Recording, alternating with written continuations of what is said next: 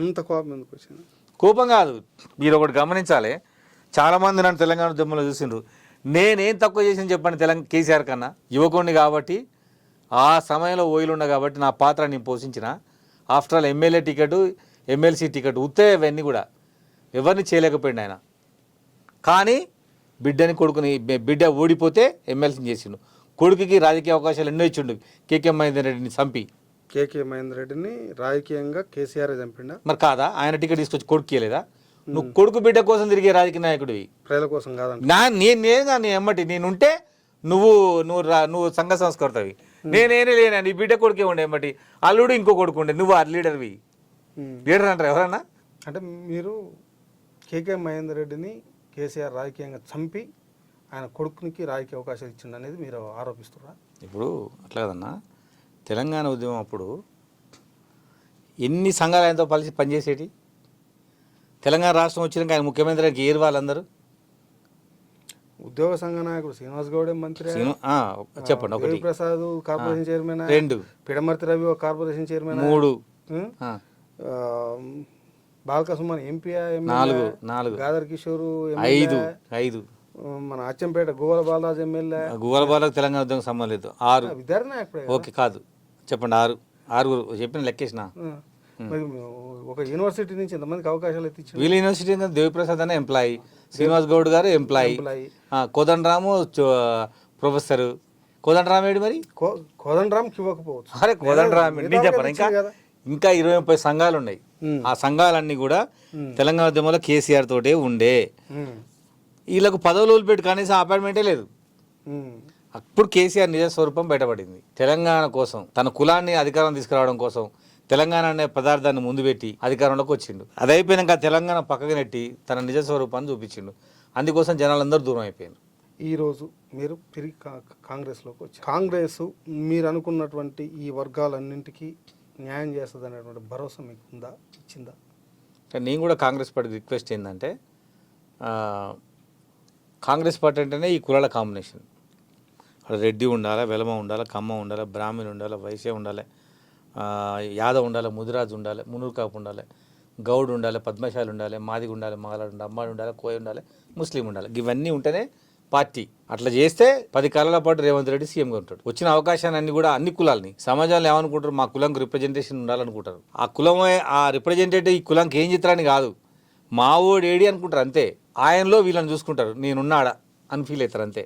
ఆయన వీళ్ళకి ఏమైనా పథకం ఇస్తాడని కానీ, వీళ్ళకి ఏదో పని చేస్తాడని కానీ అది ఉండదు. సెల్ఫ్ రెస్పెక్ట్ కోసం మావాడు ఉన్నాడు, అక్కడ మా తరఫున మాట్లాడతాడు, మా కోసం ఉంటాడు. ఇప్పుడు ఈ 100 రోజులు దాటింది పరిపాలన. అవును, రేవంత్ రెడ్డి ముఖ్యమంత్రిగా మీ సెల్ఫ్ రెస్పెక్ట్ దొరికిందా లేదా? అంటే ఇప్పుడు ఆయన ఇచ్చిన 6 పథకాలలో 3 పథకాల దాకా స్టార్ట్ అయినాయి. 4వ పథకం కూడా అనౌన్స్ చేసిండ్రు. ఇంకా 2 ఉన్నాయి, ఆ 2 కూడా కంప్లీట్ చేస్తారు. టైం చాలా ఉంది కదా. వితిన్ వాళ్ళు సెకండ్ డేనే నీకు పథకం స్టార్ట్ చేసిండు కదా. మళ్ళీ అన్నీ నిజంగానే రేవంత్ రెడ్డి డైనమిక్గా స్పీడ్గా పోతుండు. ఖచ్చితంగా ఈ 6 గ్యారంటీలు మాత్రం ఆయన కంప్లీట్ చేస్తాడు. జనాలు మాత్రం రేవంత్ రెడ్డి మాకు ఈ చెప్పిన చేసిన కాడికి తీసుకొస్తాడు.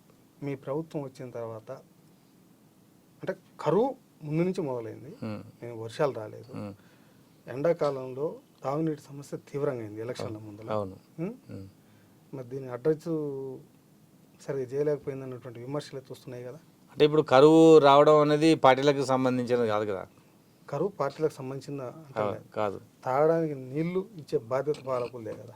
తప్పకుండా కరువు నివారణ చర్యలు తీసుకుంటారు, నీరు ఇస్తారు.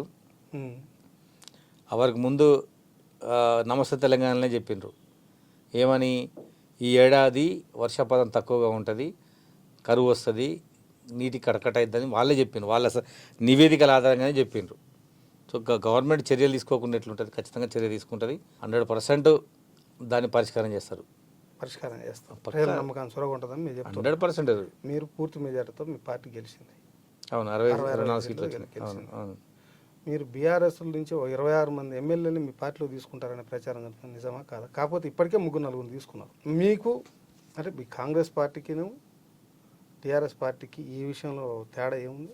అదంతా కేసీఆర్ చెప్పిందే కదా. కేసీఆర్ కాంగ్రెస్ పార్టీని లేకుండా చేయాలని చేసిండు. అంటే మీ పార్టీ కక్ష కట్టిందా కేసీఆర్ని లేకుండా చేయాలి రాష్ట్రంలో? రాజకీయ పార్టీల ఉద్దేశం అది. ఇంకో పార్టీని లేకుండా చేయడమే ఇంకో రాజకీయ పార్టీ యొక్క ఉద్దేశం ఉంటుంది. ఆ పార్టీ లేకపోతేనే ఈ పార్టీ ఉంటుంది.